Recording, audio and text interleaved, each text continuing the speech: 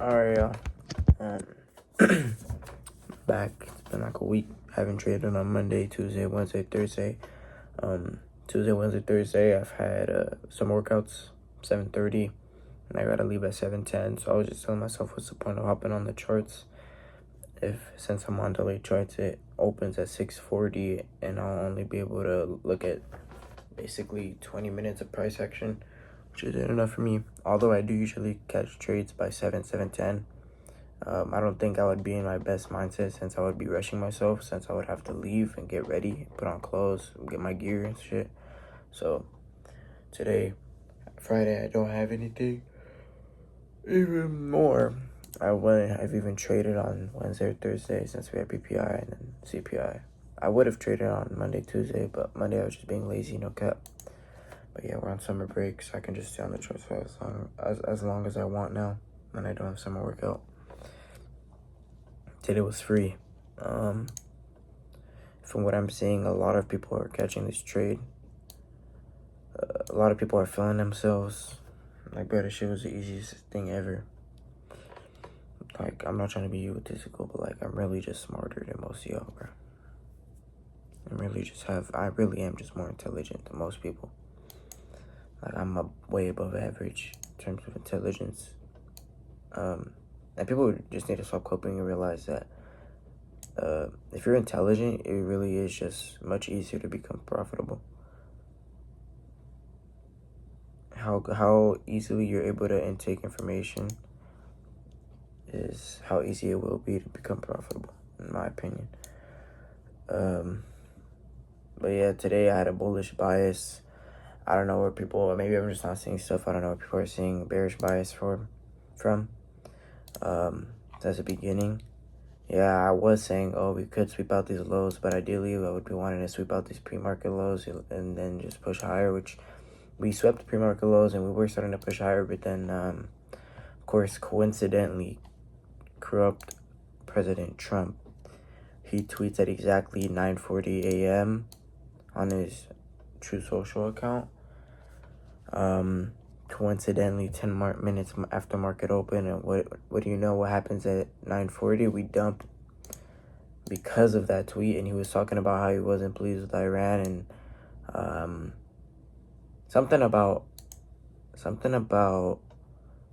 Iran negative, right? So of course it's gonna make the market drop. It's not a coincidence. He does that all the time. Look at this, 9:40 dump, and I was actually waiting to see some confluences take along from sweeping these pre-market lows, but I guess not. So corrupt, dude. Anyway, literally everybody cut this trade, okay? Except the high time frame low. A lot of people are actually aiming for these highs up here, which are actually have a high probability of getting swept, but I just don't want to be in such a long trade, and I don't want to be greedy. So I'd rather just take what I think is confirmed and what I think is definitely going to get swept, which is or what is definitely going to get tapped into, which is this gap. Could have been taking this longs to these highs, but it's a protected high, so I'd rather just be safe and comfortable and take it with this gap here. NQ, see, is really where I hate ES. I mean, I was going to take it on NQ, but I didn't see no confluences. ES had a gap, tap into equilibrium, respect the gap, and I took a long, you know what I'm saying? So NQ was just chopping around for a little bit. But what I could start doing is, if I see confluences on ES and we start respecting how they're correlated and connected, so why wouldn't I just take the long on here at the same time, right? Even though we don't have confluences, because in the end they're both going to end up going in the same general direction. But I just feel like it's a little more risky, you know what I'm saying? So I want, you know what I'm saying?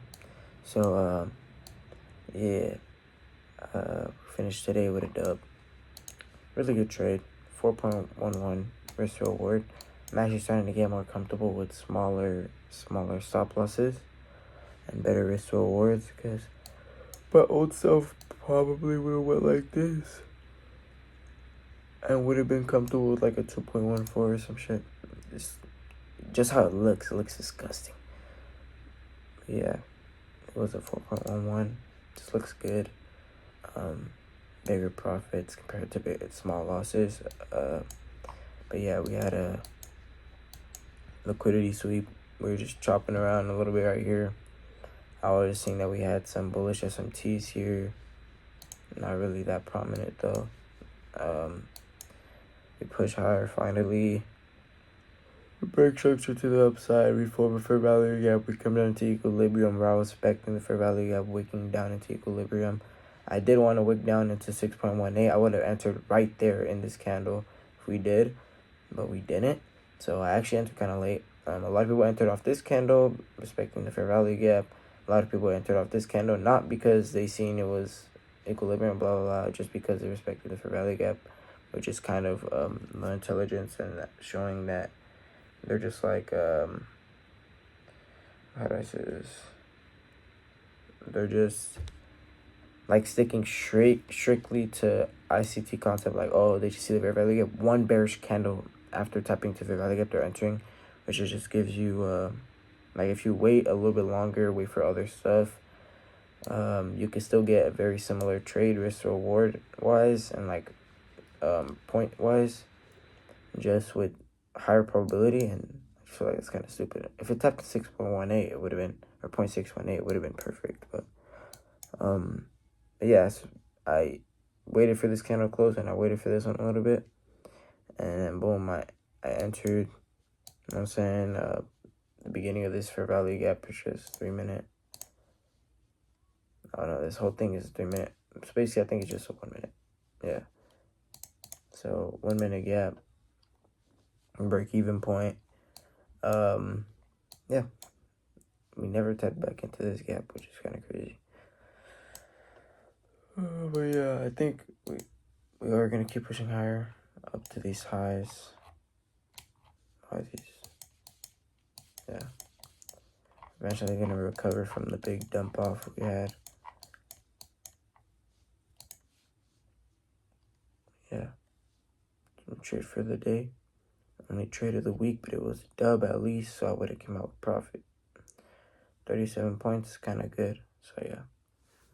Here we go, boys. I'll see y'all.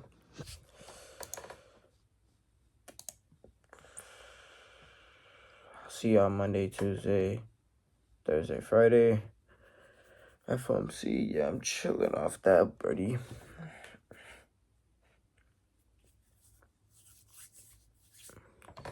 Alright. Look it. Yep. So we would have swept this high already.